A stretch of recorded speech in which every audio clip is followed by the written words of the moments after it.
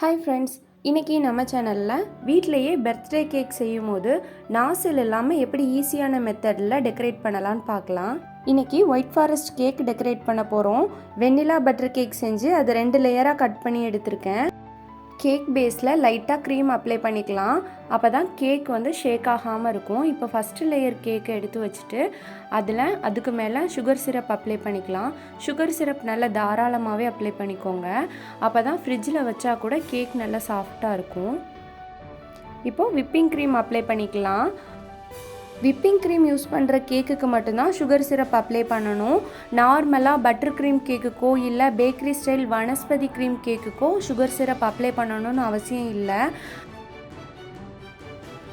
Cream apply பண்ணதுக்கு அப்புறமா first லேயரில் கொஞ்சமாக ஒயிட் சாக்லேட் போட்டுக்கலாம். உங்ககிட்ட ஒயிட் சாக்லேட் இல்லை அப்படின்னா செரியோ இல்லை ஃப்ரெஷ் ஃப்ரூட்டோ கூட நீங்கள் யூஸ் பண்ணிக்கலாம். இப்போ அடுத்த லேயர் கேக்கை அரேஞ்ச் பண்ணிடலாம். செகண்ட் லேயர்லையும் சுகர் சிரப் அப்ளை பண்ணிக்கலாம். இதில் செரி சிரப் தான் அப்ளை பண்ணணும்னு அவசியம் இல்லை. நார்மல் சுகர் சிரப் அப்ளை பண்ணாலே போதும். இப்போ இதை ஃபுல்லாக கவர் பண்ணுற மாதிரி நம்ம க்ரீம் அப்ளை பண்ணிக்கலாம். வனஸ்பதி வச்சு க்ரீம் எப்படி செய்யலான்னு இதுக்கு முன்னாடி ஒரு வீடியோ அப்லோட் பண்ணியிருந்தோம். அந்த வீடியோ பார்த்துட்டு நிறைய பேர் டவுட் கேட்டிருந்தாங்க. கேக்கில் இந்த க்ரீமை அப்ளை பண்ணதுக்கு அப்புறமா ஃப்ரிட்ஜில் ஸ்டோர் பண்ணி சாப்பிடலாமான்னு கேட்டிருந்தாங்க. பட்டர் க்ரீம் யூஸ் பண்ண கேக்கோ இல்லை வனஸ்பதி க்ரீம் யூஸ் பண்ண கேக்கையோ நம்ம ஃப்ரிட்ஜில் ஸ்டோர் பண்ணி சாப்பிடக்கூடாது. அப்படியே நம்ம ஃப்ரிட்ஜில் ஸ்டோர் பண்ணாலும் கேக்கும் க்ரீம் ரெண்டுமே ரொம்ப ஹார்டாக இருக்கிற மாதிரி இருக்கும், சாஃப்டாக இருக்காது. ஸ்பாஞ்ச் கேக்கை கவர் பண்ணி ஃபுல்லாக க்ரீம் அப்ளை பண்ணதுக்கு அப்புறமா டெக்கரேட் பண்ணுறதுக்காக வேறு கலரில் க்ரீம் எடுத்திருக்கேன். இதில் நாசில் எதுவுமே யூஸ் பண்ணாமல் ஸ்பூன் யூஸ் பண்ணி தான் நம்ம டெக்கரேட் பண்ண போகிறோம்.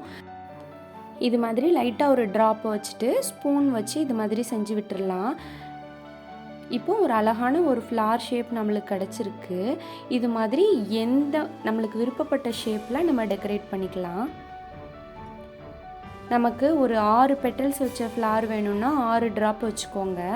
நான் இன்றைக்கி 5 ட்ராப் வச்சு ஒரு ஃப்ளார் ரெடி பண்ணியிருக்கேன். நம்ம வீட்டில் நார்மலாக பர்த்டே கேக்கு நம்ம குட்டீஸ்க்கெல்லாம் செய்யும் போது டெக்கரேட் பண்ணுறதுக்கு கொஞ்சம் கஷ்டமாக இருக்கும். அதே நேரத்தில் நாசில் இருந்தால் நல்லாயிருக்குமோ அப்படின்னு நம்ம ஃபீல் பண்ணுவோம். இந்த மெத்தடில் நீங்கள் கேக்கு டெக்கரேட் பண்ணும்போது நாசில் தேவையே இல்லை.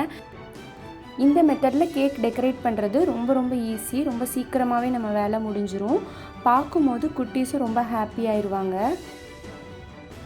ஒரு சிலர் கமெண்ட்ஸில் கேட்டிருந்தாங்க, ஃபுட் கலருக்கு பதிலாக கேசரி பவுடர் சேர்க்கலாமான்னு. கண்டிப்பாக அது மட்டும் சேர்த்துறாதீங்க. நீங்கள் எந்த கலர் எசன்ஸ்னாலும் நீங்கள் சேர்த்துக்கோங்க, நல்லாயிருக்கும். ஆனால் கேசரி பவுடர் சேர்த்தனா அதில் லைட்டாக சால்ட்டு டேஸ்ட் வரும். ஸோ கேசரி பவுடர் அவாய்ட் பண்ணிக்கோங்க. இப்போ பர்த்டே கேர்ளோட நேம் எழுதியாச்சு. இப்போது நம்ம ரெடி பண்ண ஃப்ளாரோட நடுவில் கொஞ்சமாக ஒயிட் சாக்லேட் போட்டுக்கலாம். இதுக்கு பதில் நீங்கள் ஸ்ப்ரிங்கிள்ஸ் கூட போட்டுக்கலாம். சில்வர் பால்ஸோ இல்லை கோல்டன் பால்ஸோ கூட நீங்கள் யூஸ் பண்ணிக்கலாம்.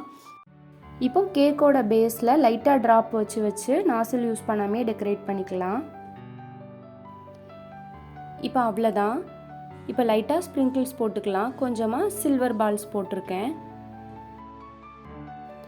அவ்வளோதான். ஒரு சூப்பரான பர்த்டே கேக், அதுவும் நாசில் யூஸ் பண்ணாமல் ஈஸியாக டெக்கரேட் பண்ணுறது எப்படின்னு பார்த்தோம். இந்த வீடியோ உங்கள் எல்லாருக்கும் யூஸ்ஃபுல்லாக இருக்கும்னு நம்புகிறேன். இந்த வீடியோ பிடிச்சிருந்துச்சுன்னா லைக் பண்ணுங்கள், ஷேர் பண்ணுங்கள், நம்ம சேனலை சப்ஸ்கிரைப் பண்ணிக்கோங்க. Thank you friends.